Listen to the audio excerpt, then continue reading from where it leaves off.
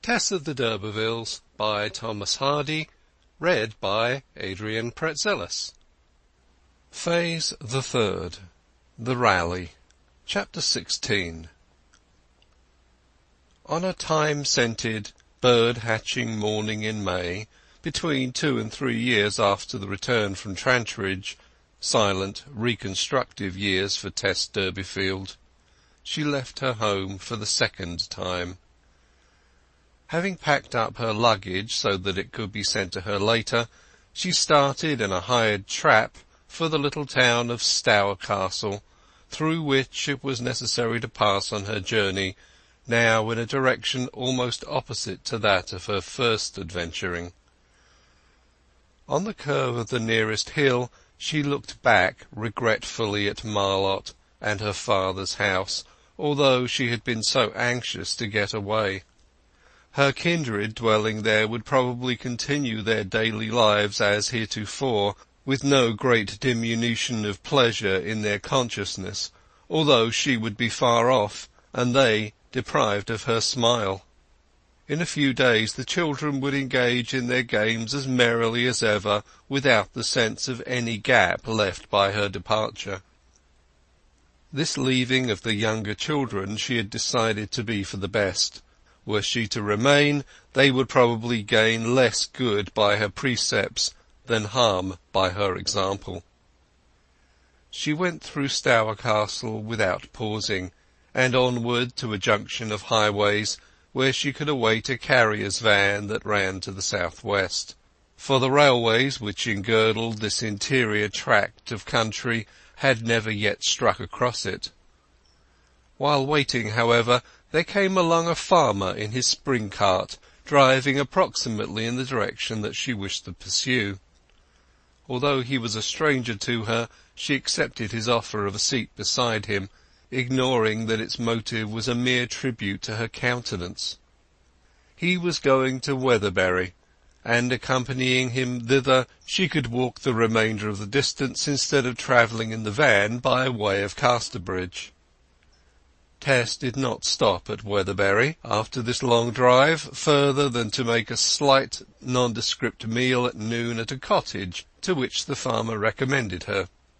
Thence she started on foot, basket in hand, to reach the wide upland of heath dividing this district from the low-lying meads of a further valley in which the dairy stood that was the aim and end of her day's pilgrimage.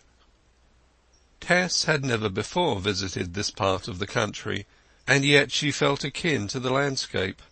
Not so very far to the left of her she could discern a dark patch in the scenery, which inquiry confirmed her in supposing to be trees marking the environments of Kingsbere, in the church of which parish the bones of her ancestors, her useless ancestors, lay entombed. She had no admiration for them now. She almost hated them for the dance they had led her. Not a thing at all that had been theirs did she retain but the old seal and spoon. "Pooh! I have as much of mother as father in me," she said. "All my prettiness comes from her, and she was only a dairymaid." The journey over the intervening uplands and lowlands of Egdon, when she reached them, was a more troublesome walk than she had anticipated, the distance being actually but a few miles.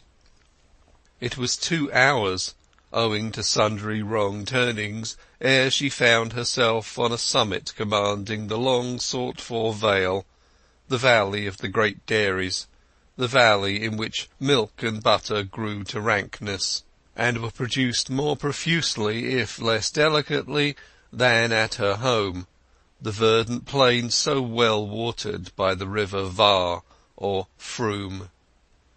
It was intrinsically different from the Vale of Little Dairies, Blackmore Vale, which, save during her disastrous sojourn at Trantridge, she had exclusively known till now. The world was drawn to a larger pattern here. The enclosures numbered 50 acres instead of 10. The farmsteads were more extended. The groups of cattle formed tribes hereabout. There only families. These myriad of cows stretching under her eyes from the far east to the far west outnumbered any she had ever seen at one glance before. The green lea was speckled as thickly with them as a canvas by Van Alsloot or Sallaert with burgers. The ripe hue of the red and dun kine absorbed the evening sunlight, which the white-coated animals returned to the eye in rays almost dazzling, even at the distant elevation on which she stood. The bird's-eye perspective before her was not so luxuriantly beautiful, perhaps, as that other one which she knew so well, yet it was more cheering. It lacked the intensively blue atmosphere of the rival vale, and its heavy soils and scents.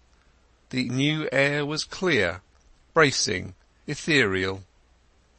The river itself, which nourished the grass and cows of these renowned dairies, flowed not like the streams in Blackmoor. Those were slow, silent, often turbid, flowing over beds of mud into which the incautious wader might sink and vanish unawares. The Froom waters were clear as the pure river of life shown to the evangelist, rapid as the shadow of a cloud, with pebbly shallows that prattled to the sky all day long. There the water-flower was the lily, the crowfoot here. Either the change in the quality of the air from heavy to light, or the sense of being amid new scenes where there were no invidious eyes upon her, sent up her spirits wonderfully. Her hopes mingled with the sunshine in an ideal protosphere which surrounded her as she bounded along against the soft south wind. She heard a pleasant voice in every breeze, and in every bird's note seemed to lurk a joy. Her face had latterly changed with changing states of mind, continually fluctuating between beauty and ordinariness, according as the thoughts were gay or grave. One day she was pink and flawless, another pale and tragical. When she was pink she was feeling less than when pale. Her more perfect beauty accorded with her less elevated mood, her more intense mood with her less perfect beauty.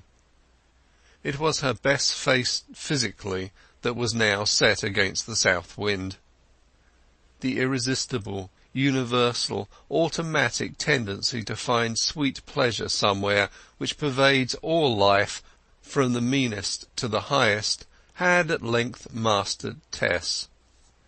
Being even now only a young woman of 20, who mentally and sentimentally had not finished growing, it was impossible that any event should have left upon her an impression that was not in time capable of transmutation, and thus her spirit and her thankfulness and her hopes rose higher and higher. She tried several ballads, but found them inadequate, till, recollecting the psalter that her eyes had so often wandered over of a Sunday morning before she had eaten of the tree of knowledge, she chanted, "O ye sun and moon, O ye stars, ye green things upon the earth, ye fowls of the air, beasts and cattle, children of men, bless ye the Lord, praise him and magnify him for ever." She suddenly stopped and murmured, "Perhaps I don't quite know the Lord as yet." And probably the half-unconscious rhapsody was a fetishistic utterance in a monotheistic setting. Women whose chief companions are the forms and forces of outdoor nature retain in their souls far more of the pagan fantasy of their remote forefathers than of the systematized religion taught their race at a later date. However, Tess found at least approximate expression for her feelings in the old Benedicite that she had lisped from infancy, and it was enough. Such high contentment with such a slight initial performance as that of having started towards a means of independent living was a part of the Derbyfield temperament. Tess really wished to walk uprightly, while her father did nothing of the kind. but she resembled him in being content with immediate and small achievements, and in having no mind for laborious effort towards such petty social advancement as could alone be effected by a family so heavily handicapped as the once powerful Urbervilles were now. There was, it might be said, the energy of her mother's unexpended family, as well as the natural energy of Tess's years, rekindled after the experience which had so overwhelmed her for the time. Let the truth be told, women do as a rule live through such humiliations, and regain their spirits, and again look about them with an interested eye. While there's life, there's hope, is a conviction not so entirely unknown to the betrayed as some amiable theorists would have us believe. Tess Durbeyfield then, in good heart and full of zest for life, descended the Egdon slopes lower and lower toward the dairy of her pilgrimage. The marked difference in the final particular between the rival vales now showed itself. The secret of Blackmoor was best discovered from the heights around. To read aright the valley before her, it was necessary to descend into its midst. When Tess had accomplished this feat, she found herself to be standing on a carpeted level which stretched to the east and west as far as the eye could reach. The river had stolen from the higher tracts and brought in particles to the vale all this horizontal land, and now, exhausted, aged and attenuated, lay serpentining along through the midst of its former spoils.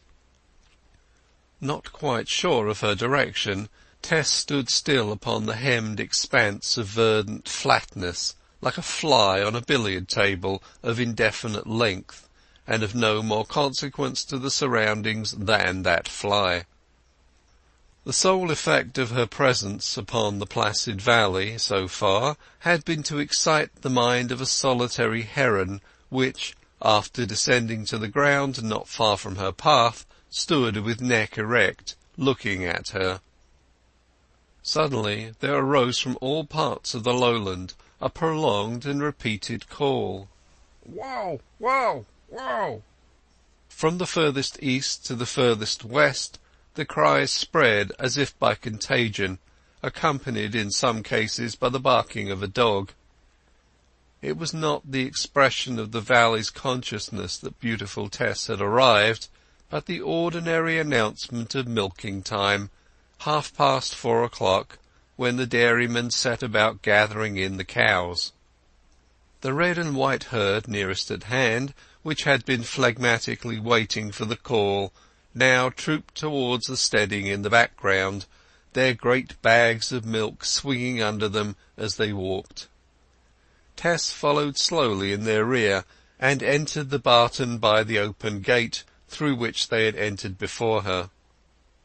Long thatched sheds stretched round the enclosure, their slopes encrusted with livid green moss, and their eaves supported by wooden posts rubbed to a glossy smoothness by the flanks of infinite cows and calves of bygone years, now passed to an oblivion almost inconceivable in its profundity.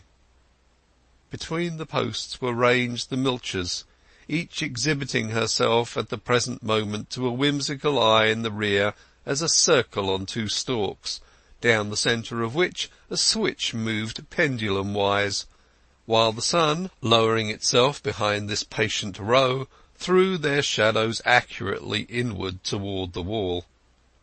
Thus it threw shadows of these obscure and homely figures every evening, with as much care over each contour as if it had been the profile of a court beauty on a palace wall, copied them as diligently as if it had copied Olympian shapes on marble facades long ago, or the outline of Alexander, Caesar, and the Pharaohs.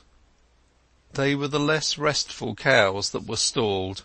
Those that would stand still of their own will were milked in the middle of the yard, while many of such better behaved ones stood waiting now, all prime milchers, such as were seldom seen out of this valley, and not always within it, nourished by the succulent feed which the water-meads supplied at this prime season of the year.